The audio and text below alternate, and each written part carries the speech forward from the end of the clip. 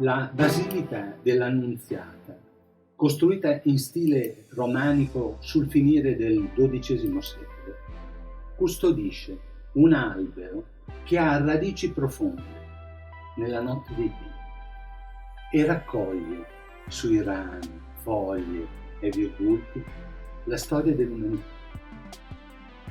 4 iscrizioni trasversali alla pianta, un planetario rettangolare, ci dicono che fu l'arcivescovo Jonathan ad ordinarlo ad un prete, Pantaleone, uomo colto, oltre ogni previsione.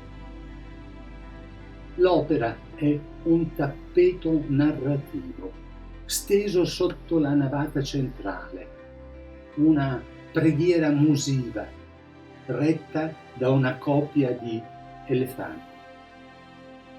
A sinistra, guardando, è la femmina, più piccola del maschio altero e guardini, perché la compagna sta allattando. Molte e svariate sono le interpretazioni del loro significato involucro.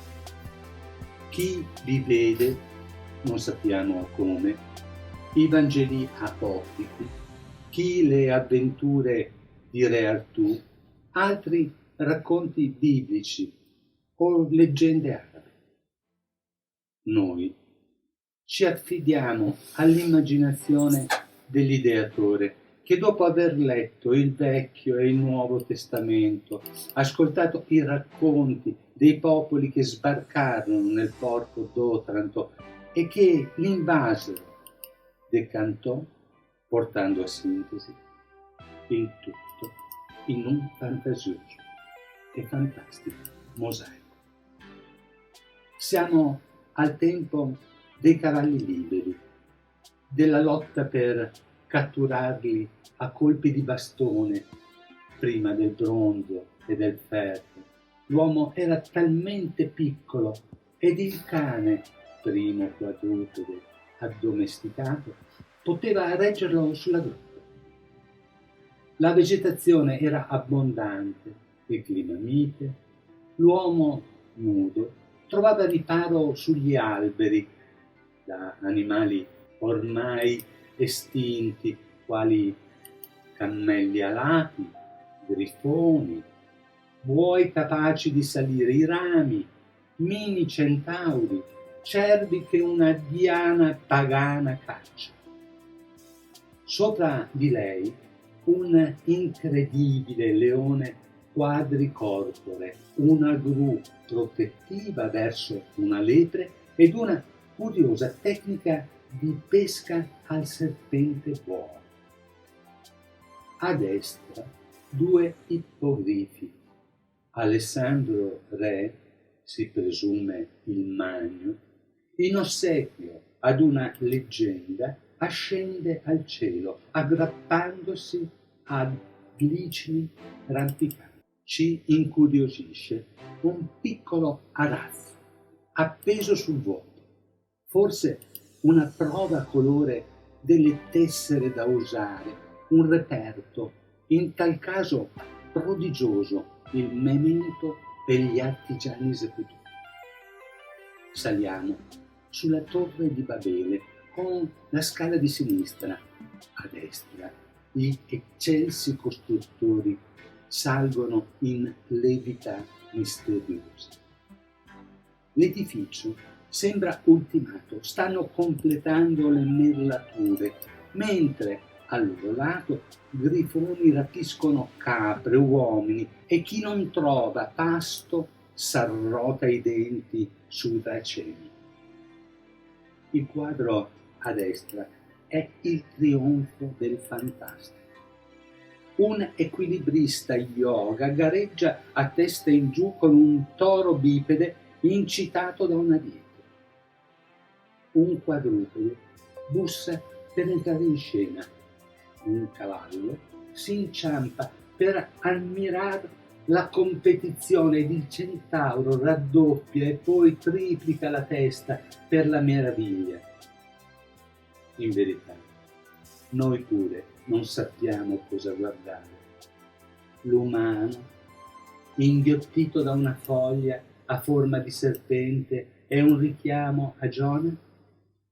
Se così fosse, i due accavalcioni su un cefalo cresciuto sono figure testamentarie o piuttosto Nettuno e Venere, divinità marine a spasso nei loro domini?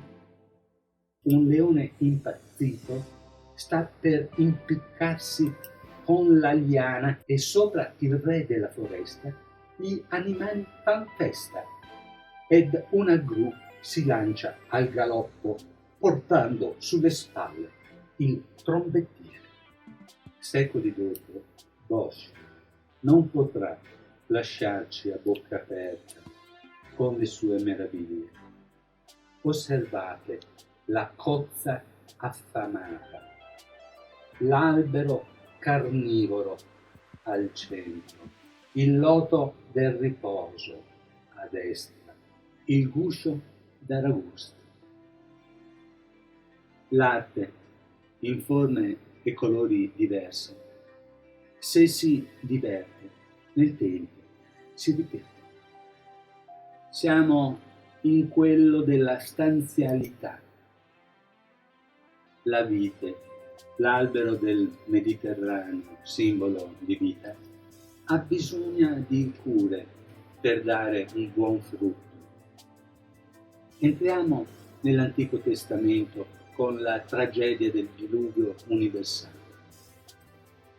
Pantaleone è un poeta lirico, ci risparmia le scene tragiche, predilige la salvazione degli animali che conosciamo.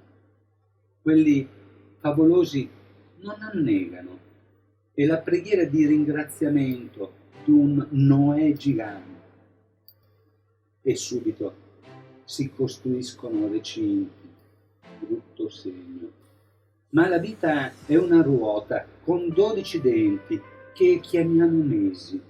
Ognuno porta un segno ed un impegno, ripetitivo, nei secoli. Il Sagittario esige il sacrificio del maiale. A novembre, quello del bosco, sotto la bilancia si rivolta la terra, poi si pigia l'uva, le olive, si batte il frumento, insomma si fa quel che si vede. Quasi fosse fuori dal tempo, re austri, ossia Salomone, a cavallo d'un leone, assiste alla cacciata dal paradiso di Adamo ed Eva ed a destra Caino ammazza Abele. I segni zodiacali vengono riproposti dal duo prodigioso Eva con Adamo e negli interstizi dei medaglioni musici impazzano.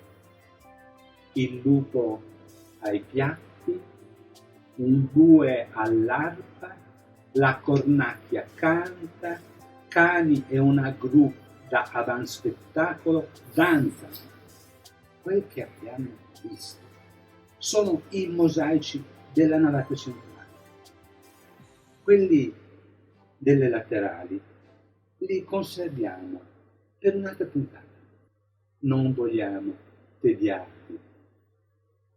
Crediamo una pausa per